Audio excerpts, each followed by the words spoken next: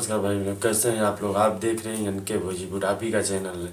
तो वो खेसारी जी का हम लोग कितना चर्चा करें, हम ही नहीं, कोई एक शख्स ने किया है जो कि आप वो पूरा प्रचलित है, सब इनको जानते हैं। जिस आदमी का नाम है, वो टीचर भी है, फेमस टीचर हैं, खान सर। खान सर ने खेसारी लाल के लिए बड़कोई की है।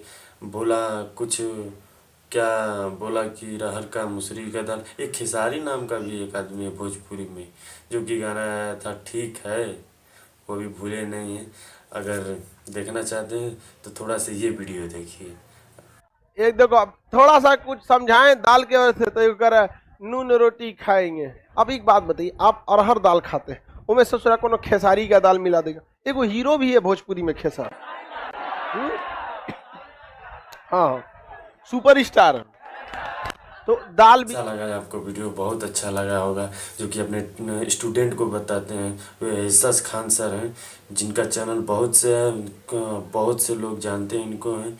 और ये पटना के रहने वाले हैं, और कितना खुल के पूरा बोले हैं स्टूडेंट को। ये खेसारी नाम का लड़का है, सिंगर है, बहुत अच्छा गाता है। तो इनका एजुकेशनल चैनल भी है, जो कि बहुत ही अच्छा रिस्पॉन्स मिलने को देखने को मिल रहा है। तो खान सर जब कि एक शब्द खेसारी के लिए बोल दें तो कितनी बड़ी बात है। तो लव यू यार।